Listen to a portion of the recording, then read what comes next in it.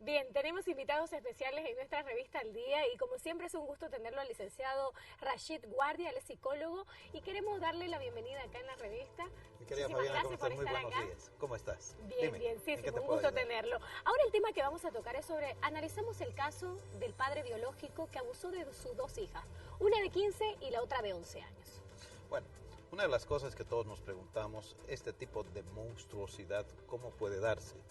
Ya que ni siquiera en la especie animal inferior se daña ese tipo de sucede. Bien, cuando estamos frente a un caso de estos, estamos frente directamente ante una psicopatología. ¿Qué significa? A una enfermedad mental que puede tener esa persona, la cual ha debido ser víctima 99% de los casos que ha podido ser víctima cuando él era niño.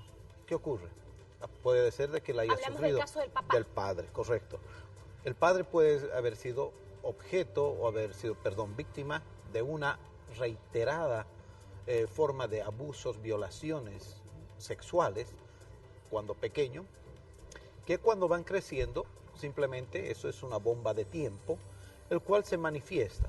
Ahora, muchas veces, no muchas veces, siempre nos preguntamos por qué las víctimas, o sea, los hijos, tardan muchas veces en tener que hablar o en tener que decir, en manifestar esto. Bien, eso se debe a una confusión de sentimientos y emociones, ¿sí? Una niña mujer siempre tiene mayor apego hacia su padre. Entonces, es como que mi papá es muy cariñoso, mi papá tiene esto, entonces es una confusión muy profunda que se da. Pero esto se debe de dar en los casos de las hijas, doctor, en caso de nosotras las mujeres, de que podamos dar un beso en la boca a nuestro padre. Quizás debemos de tener algún tipo de cuidados o no ser tan cariñosa. Las manifestaciones de cariño entre padres e hijos es normal y es bueno. Ahora, estamos hablando en este caso de un sujeto que es totalmente diferente al común de los padres de familia, ¿sí? Tengamos en cuenta que estamos hablando de una persona que tiene una alteración mental. O sea, no es alguien como tal vez tu padre o mi madre, etcétera, que tal vez son personas que no han sufrido ninguno de estos tipos de problemas en su niñez y tampoco los manifiestan con sus hijos, sino que más bien son muy cuidadosos con sus hijos, son muy cuidadosos con sus hijas, o sea, tienen una forma de comportamiento. Cuando estamos viendo este tipo de casos, estamos frente a personas que tienen alteraciones mentales, ¿sí? Ahora, todos nos preguntamos, ¿en qué momento ocurre esto? Porque nadie nace roto. O sea, raro es el que nace ya desde el vientre, viene con las tuercas rotas. Ha tenido que pasar por algo. Es que esta persona ha sido víctima en su niñez, muy posiblemente víctima de abusos sexuales reiterativos. Entonces, esto ha ido creciendo internamente. Cuando estos sujetos crecen, inmediatamente la única forma de manifestación de placer es a través de esto, de sentirse con mayor poder, o sea, de hacerle daño a alguien que no puede defenderse. La gran mayoría de las personas se preguntan si esto tiene una cura. No hay. ¿Por qué? Para nada no hay. No hay una cura. ¿Por qué razón? Porque es algo que has aprendido desde muy temprana edad. Entonces, cambiar esos hábitos, cambiar el hábito primitivo es muy complicado.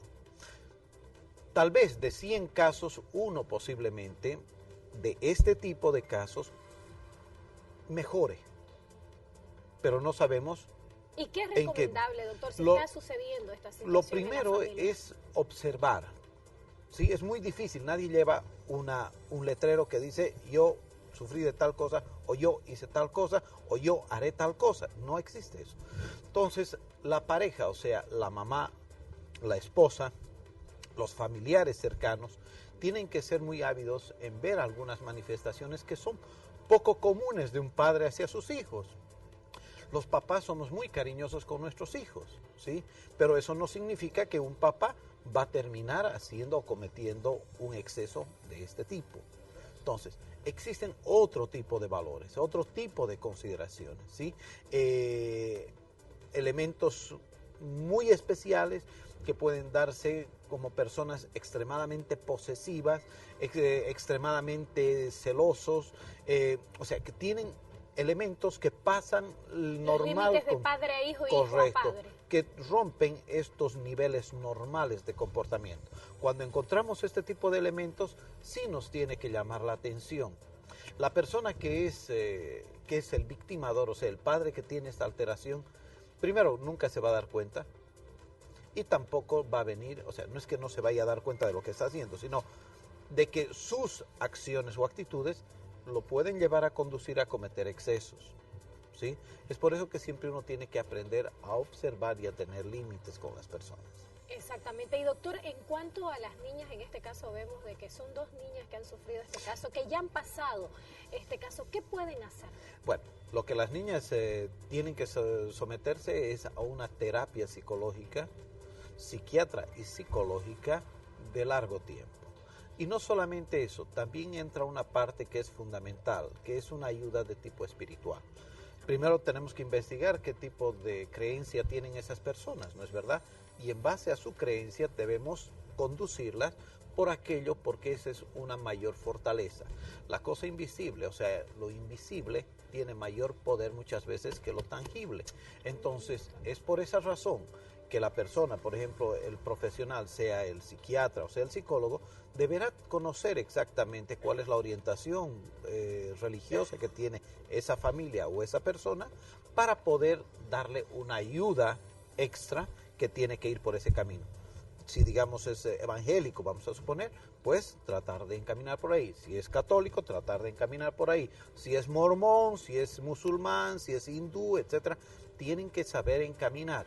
La parte espiritual, en el caso de víctimas de abuso sexual de parte de familiares o de parte de miembros de la casa, porque no solamente se observa con los papás, hay muchos casos, y son los famosos casos en silencio, porque existen muchísimos, donde los que abusan son los tíos, hermanos, abuelos, en este caso el papá, etcétera. Entonces existe un grupo muy grande, ¿sí?, que hacen de que las víctimas permanezcan en un silencio y llevan el trauma durante años, y eso puede causarles muchos problemas. Muchísimas gracias, doctor. La verdad que ha podido ser ayuda para muchas personas que están sufriendo este mal.